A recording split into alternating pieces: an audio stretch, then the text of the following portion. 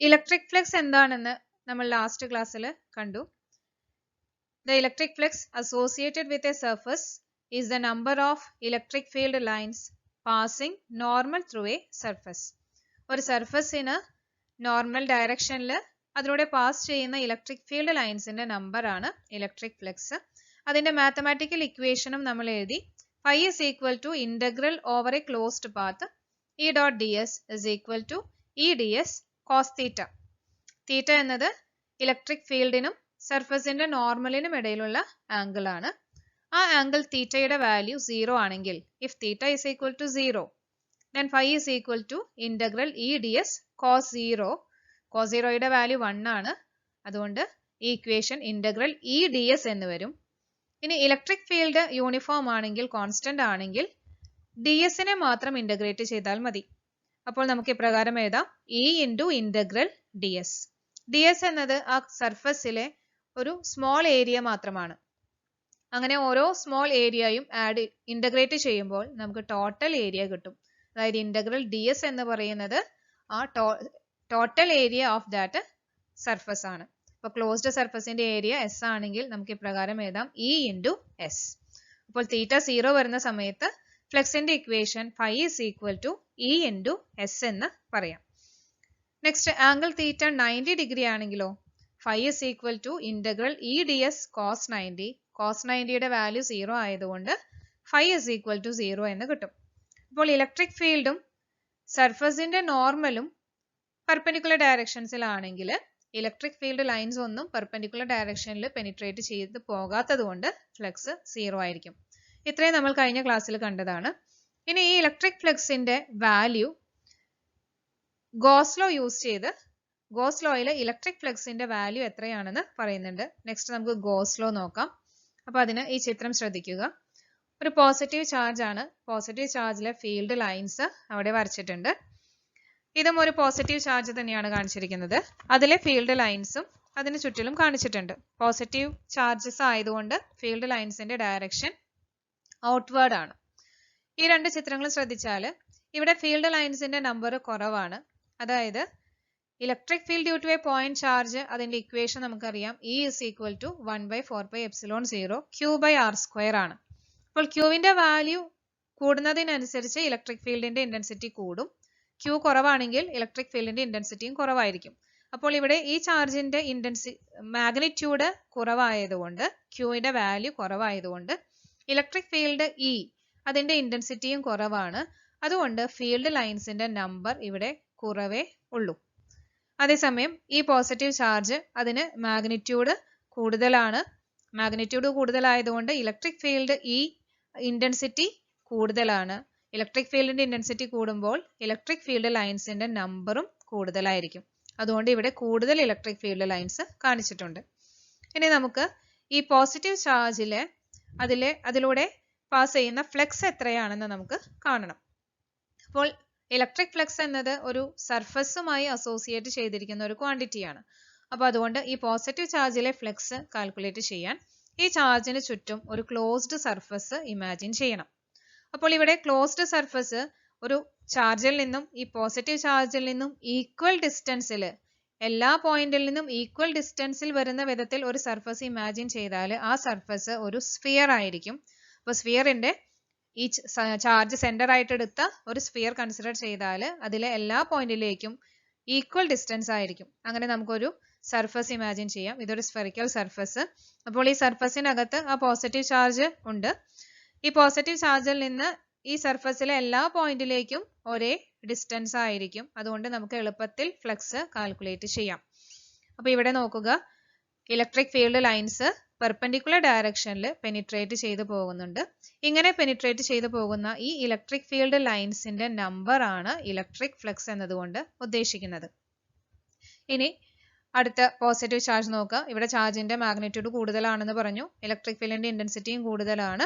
അവിടെ നമുക്ക് ഇതുപോലെ ഒരു ക്ലോസ്ഡ് സർഫസ് ഇമാജിൻ ചെയ്യാം. ആ സർഫസിൽ ആ ചാർജ്, അതിന്റെ ഉള്ളിൽ ആ ചാർജ് ഉണ്ട്. അതിലെ ഇലക്ട്രിക് ഫീൽഡ് ലൈൻസ് നോക്കുക. എല്ലാ ലൈൻസും പെർപെൻഡിക്കുലർ ഡയറക്ഷനിൽ ഈ സർഫസിലൂടെ പെനിട്രേറ്റ് ചെയ്ത് പുറത്തേക്ക് പോകുന്നുണ്ട്. അപ്പോൾ ഇതാ ഈ ലൈൻസിന്റെ ടോട്ടൽ നമ്പർ ആണ് ഇവിടുത്തെ ഇലക്ട്രിക് ഫ്ലക്സ് എന്നതുകൊണ്ട് ഉദ്ദേശിക്കുന്നത്. അപ്പോൾ നമുക്ക് മനസ്സിലായി ഇവിടെ ഫ്ലക്സ് കൂടുതലാണ്, ഇവിടെ ഫ്ലക്സ് കുറവാണ്. അതായത് ഇവിടെ ചാർജിന്റെ മാഗ്നിറ്റ്യൂഡ് കുറവായതുകൊണ്ട് ഇലക്ട്രിക് ഫ്ലക്സ് ഫൈയുടെ വാല്യൂ കുറവാണ്. ഇവിടെ ചാർജിന്റെ മാഗ്നിറ്റ്യൂഡ് കൂടുതലുള്ളത് കൊണ്ട് ഫ്ലക്സിന്റെ വാല്യൂ കൂടുതലാണെന്ന് മനസ്സിലായി.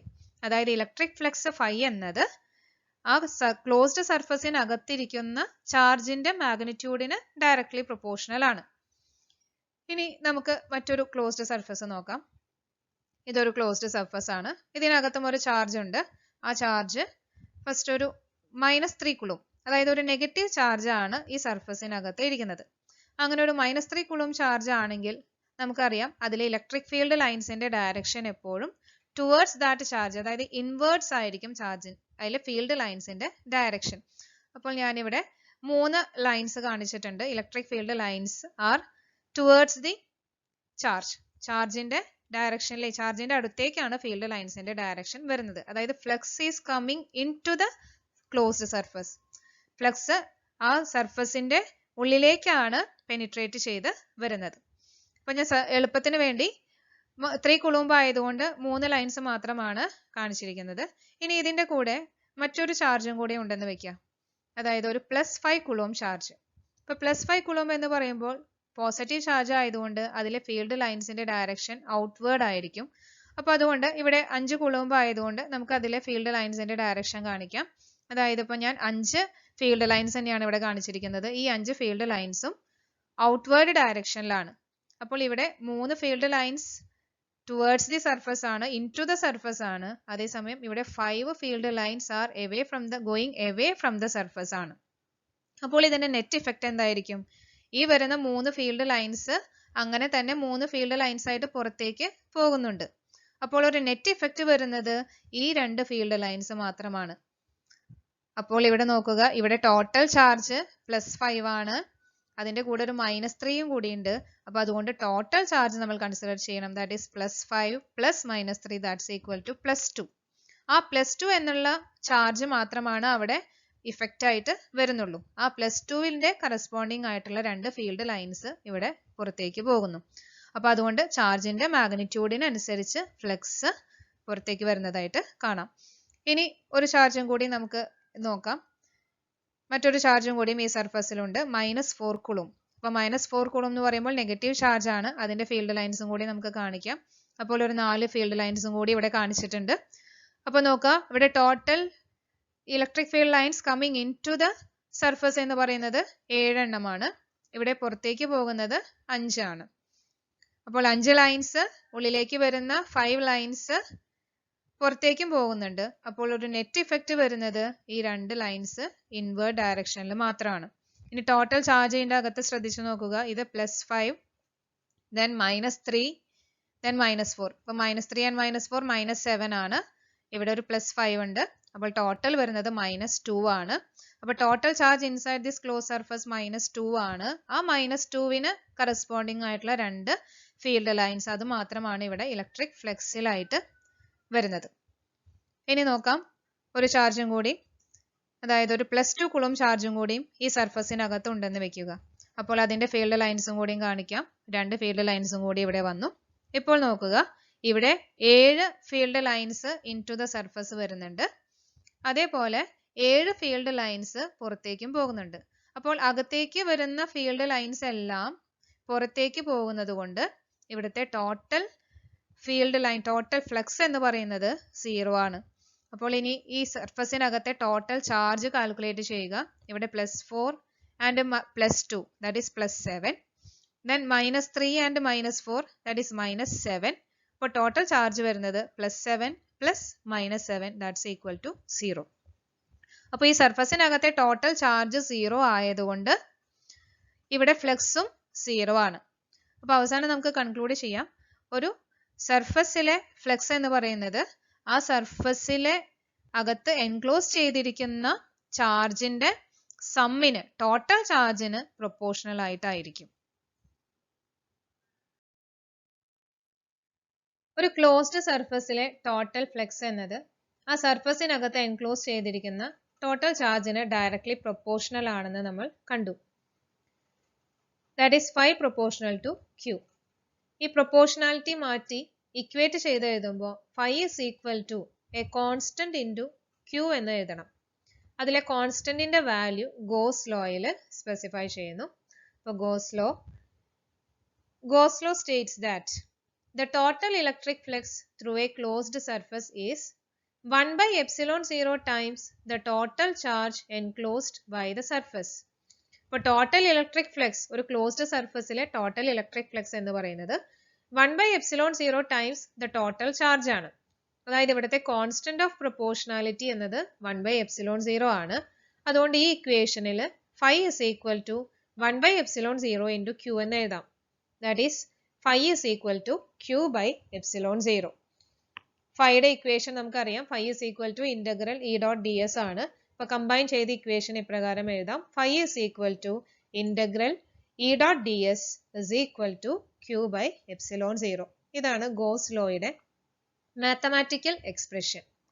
ഇപ്പോൾ ഗോസ് ലോയിൽ ഒരു ക്ലോസ്ഡ് സർഫസിലെ ഇലക്ട്രിക് ഫ്ലക്സ് എപ്പോഴും 1 by epsilon 0 ടൈംസ് q ആണെന്ന് പറഞ്ഞു. ഇനി നമുക്ക് ഒരു ചാർജ്, ആ ചാർജിലെ ചുറ്റുമുള്ള ഒരു ക്ലോസ്ഡ് സർഫസിലെ ഫ്ലക്സ് കാൽക്കുലേറ്റ് ചെയ്യണം. അത് കാൽക്കുലേറ്റ് ചെയ്യുമ്പോൾ നമുക്ക് കിട്ടുന്ന ആൻസർ q by epsilon 0 തന്നെയാണെന്ന് നമുക്ക് പ്രൂവ് ചെയ്യണം. Now next, proof of Gauss law. അപ്പോൾ ഗോസ് ലോ പ്രൂവ് ചെയ്യാനായിട്ട് നമ്മൾ ആദ്യം ഒരു പോയിന്റ് ചാർജ് കൺസിഡർ ചെയ്യണം. ഒരു പ്ലസ് ക്യൂ പോസിറ്റീവ് ചാർജ് ആണ് പ്ലസ് ക്യൂ. ഇനി ഇതിലെ ഇലക്ട്രിക് ഫ്ലക്സ് നമുക്ക് കാൽക്കുലേറ്റ് ചെയ്യണം. അപ്പോൾ ഇലക്ട്രിക് ഫ്ലക്സ് എന്ന് പറയുന്നത് എപ്പോഴും ഒരു സർഫസുമായി അസോസിയേറ്റ് ചെയ്തിരിക്കുന്ന ഒരു ക്വാണ്ടിറ്റി ആണ്. അപ്പോൾ അതുകൊണ്ട് ഫ്ലക്സ് കാൽക്കുലേറ്റ് ചെയ്യാനായിട്ട് നമുക്കൊരു ക്ലോസ്ഡ് സർഫസ് ഇവിടെ ആവശ്യമാണ്. അപ്പോൾ ഇവിടെ പോസിറ്റീവ് ചാർജ്, ആ പോസിറ്റീവ് ചാർജിൽ നിന്നും ഒരേ ഡിസ്റ്റൻസിൽ, എല്ലായിടത്തു നിന്നും ഒരേ ഡിസ്റ്റൻസിൽ വരുന്ന ഒരു സർഫസ് എന്ന് പറയുമ്പോൾ അതൊരു സ്ഫെറിക്കൽ സർഫസ് ആയിരിക്കും. അങ്ങനെ ഒരു ക്ലോസ്ഡ് സ്ഫെറിക്കൽ സർഫസ് കൺസിഡർ ചെയ്തു. അപ്പോൾ നമ്മളിവിടെ ഫ്ലക്സ് കാൽക്കുലേറ്റ് ചെയ്യാൻ വേണ്ടി യൂസ് ചെയ്യുന്ന ഈ ക്ലോസ്ഡ് സർഫസിനെ വിളിക്കുന്ന പേരാണ് ഗോസിയൻ സർഫസ്. ഈ കേസിൽ അതൊരു സ്ഫെറിക്കൽ സർഫസ് ആണ്. ഒരു സ്ഫെറിക്കൽ ഗോസിയൻ സർഫസ് ആണ് നമ്മളിവിടെ ഇമാജിൻ ചെയ്തിരിക്കുന്നത്. ഈ സർഫസിലെ ഒരു പോയിന്റ് ആണ് പി. ആ പി എന്നുള്ള പോയിന്റിലേക്കുള്ള ഡിസ്റ്റൻസ് ആർ. പി എന്നുള്ള പോയിന്റ് പിയിലേക്കുള്ള ഡിസ്റ്റൻസ് ആണ് ആർ. ഇനി ഈ സർഫസിൽ ഏത് പോയിന്റ് എടുത്താലും ആ പോയിന്റുകളെല്ലാം ഈ ചാർജിൽ നിന്ന് ആർ എന്നുള്ള സെയിം ഡിസ്റ്റൻസിലായിരിക്കും. കാരണം ഇത് ക്യൂ എന്നുള്ള ചാർജ് സെന്ററിലുള്ള ഒരു സ്ഫെറിക്കൽ സർഫസ് ആയതുകൊണ്ട് എല്ലാ പോയിന്റിലേക്കും ഒരേ ഡിസ്റ്റൻസ് ആണെന്ന് നമുക്ക് അറിയാം. ഇനി പി എന്നുള്ള പോയിന്റിലെ ഇലക്ട്രിക് ഫീൽഡിന്റെ ഡയറക്ഷൻ, ഇതൊരു പോസിറ്റീവ് ചാർജ് ആയതുകൊണ്ട് പോസിറ്റീവ് ചാർജിലെ ഫീൽഡ് റേഡിയലി ഔട്ട്വേർഡ് ആണ്. അതുകൊണ്ട് ഇലക്ട്രിക് ഫീൽഡ് നമുക്ക് ഇപ്രകാരം മാർക്ക് ചെയ്യാം. ഇലക്ട്രിക് ഫീൽഡിന്റെ ഇന്റൻസിറ്റി ഇ. ഈ ചാർജ് ക്യൂവിൽ നിന്ന് ഇതുപോലെ എല്ലാ ഡയറക്ഷനിലേക്കും പെർപെൻഡിക്കുലർ ആയിട്ട്, അതായത് നോർമൽ ഡയറക്ഷനിൽ ഇലക്ട്രിക് ഫീൽഡ് ലൈൻസ് ഇപ്രകാരം പെനിട്രേറ്റ് ചെയ്ത് പോകുന്നുണ്ട്. ഇങ്ങനെ പോകുന്ന ഇലക്ട്രിക് ഫീൽഡ് ലൈനുകളുടെ എല്ലാം ടോട്ടൽ ആണ് ഇലക്ട്രിക് ഫ്ലക്സ് എന്ന് പറയുന്നത്. അപ്പോൾ ഈ ഒരു വലിയ സർഫസിലെ ലൈനുകൾ നമ്പർ എണ്ണിയെടുക്കുക എന്ന് പറയുന്നത് നമുക്ക് എളുപ്പമല്ല. അപ്പൊ അതുകൊണ്ട് ഈ ഫ്ലക്സ് കാൽക്കുലേറ്റ് ചെയ്യാൻ വേണ്ടി നമ്മൾ ഒരു സ്മോൾ സർഫസ് ആദ്യം കൺസിഡർ ചെയ്യാണ്. അപ്പോൾ ഈ പി എന്നുള്ള പോയിന്റ് ചാർജിന് ചുറ്റും ഒരു സ്മോൾ സർഫസ്, ആ സർഫസിന്റെ ഏരിയ ഡി എസ് ആണ്. ഡി എസ് സർഫസ് ഏരിയയുള്ള ഒരു സ്മോൾ പോർഷൻ മാത്രം നമ്മൾ കൺസിഡർ ചെയ്തു. ഇനി ഈ സർഫസിന്റെ പെർപെൻഡിക്കുലർ ഡയറക്ഷനിലൂടെ പാസ് ചെയ്യുന്ന ഇലക്ട്രിക് ഫീൽഡ് ലൈൻസ് ആണ് നമുക്ക് ആവശ്യം. ഈ ക്യൂ എന്നുള്ള സർഫസിന് പെർപെൻഡിക്കുലർ ആയിട്ട് ഡി എസ് എന്നുള്ള സർഫസിന് പെർപെൻഡിക്കുലർ ഡയറക്ഷനിൽ നോർമൽ ആയിട്ട് പാസ് ചെയ്യുന്ന ഇലക്ട്രിക് ഫീൽഡ് ലൈൻസ് ആണ് ഇലക്ട്രിക് ഫ്ലക്സ് എന്ന് പറയുന്നത്. അപ്പൊ അതുകൊണ്ട് നമുക്ക് ഇവിടുത്തെ നോർമലിന്റെ ഡയറക്ഷൻ മാർക്ക് ചെയ്യണം. സർഫസിന്റെ നോർമൽ വരുന്നത് അലോങ് ദിസ് ലൈൻ ആണ്. അതിന് ആ ഡയറക്ഷനിലുള്ള യൂണിറ്റ് വെക്ടറിനെ എൻ ക്യാപ്പ് എന്ന് എഴുതി. അപ്പോൾ D S into N cap എന്ന് എഴുതി കഴിഞ്ഞാൽ ആ സർഫസ് ഏരിയ ഒരു വെക്ടർ ആയിട്ട് മാറി. ഇനി നമുക്ക് ഫ്ലക്സ് കാൽക്കുലേറ്റ് ചെയ്യാം. ഫ്ലക്സ് കാൽക്കുലേറ്റ് ചെയ്യാനുള്ള equation phi is equal to integral E dot ds. ഈ കേസിൽ ഇതാണ് ഡി എസ് വെക്ടർ വരുന്നത്, ഇതാണ് ഇ എന്നുള്ള വെക്ടർ. ഇക്കും ഡി എസിനും ഇടയിലുള്ള ആംഗിൾ തീറ്റ വാല്യൂ 0 ആണ്. അപ്പൊ അതുകൊണ്ട് നമുക്ക് ഇപ്രകാരം എഴുതാം, integral E D S cos theta. തീറ്റയുടെ വാല്യൂ 0 ആണ്. Cos theta is equal to cos 0 is equal to 1. അപ്പൊ അതുകൊണ്ട് ഇക്വേഷൻ കോസ് തീറ്റയുടെ വാല്യൂ 1 ആയതുകൊണ്ട് അത് ഇന്റഗ്രൽ ഇ ഡി എസ് ആയി. ഇനി ds നെ ഇന്റഗ്രേറ്റ് ചെയ്യുമ്പോൾ നമുക്ക് ടോട്ടൽ സർഫസ് ഏരിയ s നമ്മൾ നേരത്തെ കണ്ടതാണ്. അപ്പോൾ ഫ്ലെക്സിന്റെ equation phi is equal to E into S എന്ന് വരും. അപ്പോൾ E എന്നത് electric field due to a point charge ആണ്. ഈ പോയിന്റ് ചാർജ് മൂലം ഈ P എന്നുള്ള പോയിന്റിലുള്ള ഇലക്ട്രിക് ഫീൽഡ്, ആ ഇലക്ട്രിക് ഫീൽഡിന്റെ ഇക്വേഷൻ നമുക്കറിയാം. E is equal to 1/4 pi epsilon 0 q by r square. S എന്നുള്ളത് ഈ സർഫസിന്റെ ക്ലോസ്ഡ് സർഫസിന്റെ ഏരിയ ആണ്. അതൊരു സ്ഫിയർ ആയതുകൊണ്ട് അതിന്റെ ഏരിയ 4 pi r square ആണ്. അങ്ങനെയാണെങ്കിൽ നമുക്ക് വാല്യൂസ് സബ്സ്റ്റിറ്റ്യൂട്ട് ചെയ്യാം. phi is equal to electric field E, യുടെ value 1/4 pi epsilon 0 q by r square. Surface area S, S ന്റെ value 4 pi r square. 4 pi cancel ചെയ്തു പോയി. r square also get cancelled. Then finally we get phi is equal to q by epsilon 0. അപ്പോൾ ഒരു point ചാർജിലെ electric flux, ചുറ്റുമുള്ള electric flux നമ്മൾ calculate ചെയ്തപ്പോൾ നമുക്ക് answer കിട്ടിയത് phi is equal to q by epsilon 0. ഇതാണ് ഗോസ് തിയറത്തിൽ പറഞ്ഞിരുന്നത് 1/epsilon 0 times the charge q. So Gauss theorem is proved. Continuous charge distribution. ഇതുവരെ നമ്മൾ പറഞ്ഞതെല്ലാം പോയിന്റ് ചാർജസ് ആണ്. പോയിന്റ് ചാർജിലെ ഫ്ലെക്സ് ആണ് നമ്മൾ കാൽക്കുലേറ്റ് ചെയ്തത്. എല്ലായ്പ്പോഴും പോയിന്റ് ചാർജസ് ആവണമെന്നില്ല, കണ്ടിന്യൂസ് ആയിട്ടുള്ള ചാർജ് ഡിസ്ട്രിബ്യൂഷൻസ് ആവാം. കണ്ടിന്യൂസ് ചാർജ് ഡിസ്ട്രിബ്യൂഷൻ 3 വിധത്തിൽ വരാം. ലീനിയർ ചാർജ് ഡിസ്ട്രിബ്യൂഷൻ, അതായത് ഒരു ലോങ് വയർ, ആ വയർ കംപ്ലീറ്റ് ആയിട്ട് നമ്മൾ ചാർജ് കൊടുത്തിരിക്കുന്നു, അതൊരു ലീനിയർ ചാർജ് ഡിസ്ട്രിബ്യൂഷൻ. ഇനി സർഫസ് ചാർജ് ഡിസ്ട്രിബ്യൂഷൻ, അതായത് ഒരു പ്ലെയിൻ ഷീറ്റ് എടുത്ത് ആ ഷീറ്റിന്റെ സർഫസ് കംപ്ലീറ്റ് ആയിട്ടും ചാർജ് കൊടുത്തിരിക്കുകയാണ്, അപ്പോൾ അതൊരു surface charge distribution. Then volume charge distribution, ഒരു വോളിയം എടുത്ത് ആ വോളിയത്തിനകത്ത് മൊത്തമായിട്ട് നമ്മൾ ചാർജ് ഡിസ്ട്രിബ്യൂട്ട് ചെയ്ത് കഴിഞ്ഞാൽ അതിന് നമുക്ക് വോളിയം ചാർജ് ഡിസ്ട്രിബ്യൂഷൻ എന്ന് വരാം. അങ്ങനെ ചാർജ് ഡിസ്ട്രിബ്യൂഷൻ മാറുന്നതിനനുസരിച്ച് 3 തരത്തില് ചാർജ് ഡെൻസിറ്റീസ് നമുക്ക് ഡിഫൈൻ ചെയ്യണം. അതിൽ first one linear charge density. അപ്പോൾ ഇവിടെ ഒരു ലീനിയർ ചാർജ് ഡിസ്ട്രിബ്യൂഷൻ ആണ്. നമ്മളൊരു വയർ എടുത്തിരിക്കുന്നു, അതിന്റെ ലെങ്ത് L ആണ്, ചാർജ് യൂണിഫോം ആയിട്ട് അതിൽ ഡിസ്ട്രിബ്യൂട്ട് ചെയ്തിരിക്കുകയാണ്. അങ്ങനെ അതിന് കൊടുത്തിരിക്കുന്ന ടോട്ടൽ ചാർജ് Q ആണ്. അപ്പോൾ L length, total length L ആണ്, അതിൽ കൊടുത്തിരിക്കുന്ന ടോട്ടൽ ചാർജ് Q ആണെങ്കിൽ ഈ വയറിലെ യൂണിറ്റ് ലെങ്ത്തിൽ എത്രത്തോളം ചാർജ് എക്സിസ്റ്റ് ചെയ്യുന്നുണ്ട് അതിനെയാണ് ലീനിയർ ചാർജ് ഡെൻസിറ്റി എന്നതുകൊണ്ട് ഉദ്ദേശിക്കുന്നത്. അപ്പോൾ linear charge density equal to charge per unit length. Unit ലെങ്ത്തിലെ ചാർജ് ആണ്. അപ്പോൾ ഇക്വേഷൻ നമുക്ക് ഇപ്രകാരം എഴുതാം. Lambda is equal to Q by L. Lambda എന്നത് ലീനിയർ ചാർജ് ഡെൻസിറ്റിയുടെ സിമ്പൽ ആണ്. That's equal to total charge divided by total length. അപ്പോൾ അതിന്റെ യൂണിറ്റ് വരുന്നത്, ചാർജിന്റെ യൂണിറ്റ് കുളൂംബ് ആണ്, ലെങ്ത്തിന്റെ യൂണിറ്റ് മീറ്റർ ആയതുകൊണ്ട് unit of lambda is coulomb per metre. അപ്പോൾ ഇവിടെ ടോട്ടൽ ലെങ്ത് L ആണ്. നമുക്കൊരു എക്സാമ്പിൾ, ഒരു 10 മീറ്റർ ആണെന്ന് വിചാരിക്കാം. ഇവിടെ ഈ വയറിന്റെ ലെങ്ത് 10 മീറ്റർ ആണ്. അതിനകത്ത് കൊടുത്തിരിക്കുന്ന ടോട്ടൽ ചാർജ് 1 കുളൂംബ് ആണെങ്കിൽ linear charge density lambda is equal to എന്തെഴുതാം? Qന്റെ value 1 coulomb divided by L 10 ആണ്. That is 1/10. 1/10 is equal to 0.1. അപ്പോൾ 0.1 എന്ന് പറഞ്ഞാൽ ഉദ്ദേശിക്കുന്നത് 10 മീറ്റർ നീളമാണെങ്കിൽ അതിലെ 1 മീറ്ററിൽ എത്രത്തോളം ചാർജ് ഉണ്ട്? 10 മീറ്ററിൽ 1 കുളൂംബ് ചാർജ് ഉണ്ട്. അങ്ങനെയാണെങ്കിൽ 1 മീറ്ററിനകത്ത് 0.1 കുളൂംബ് ചാർജ് ഉണ്ട്. അപ്പോൾ 1 മീറ്ററിൽ എത്രത്തോളം ചാർജ് എക്സിസ്റ്റ് ചെയ്യുന്നുണ്ട് അതാണ് ചാർജ് ഡെൻസിറ്റി ലാംഡ എന്നതുകൊണ്ട് ഉദ്ദേശിക്കുന്നത്. Lambda is equal to Q by L ആണ്.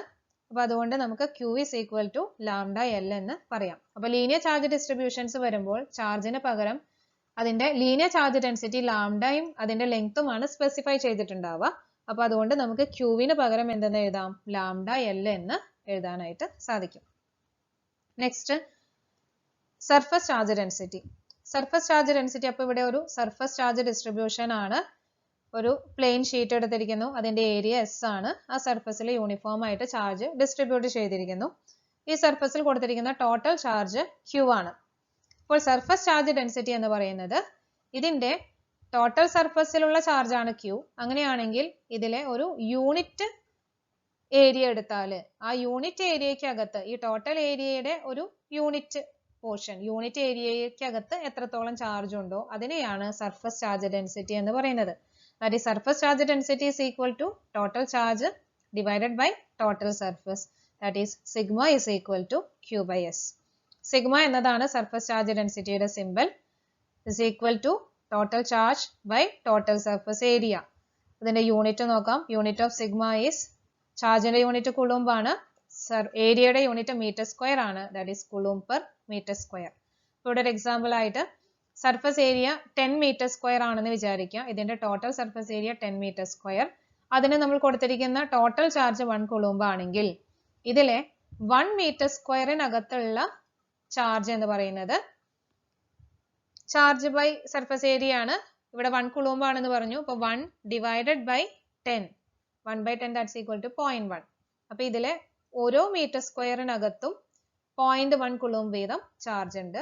അപ്പോൾ 1 മീറ്റർ സ്ക്വയറിനകത്ത് എത്രത്തോളം ചാർജ് എക്സിസ്റ്റ് ചെയ്യുന്നുണ്ട്, അതാണ് സർഫസ് ചാർജ് ഡെൻസിറ്റി എന്നതുകൊണ്ട് ഉദ്ദേശിക്കുന്നത്. അപ്പൊ ആ സന്ദർഭത്തിൽ ഞാൻ ഈ പറഞ്ഞ എക്സാമ്പിളിൽ surface charge density sigma is equal to 0.1 coulomb per metre square എന്ന് പറയാം.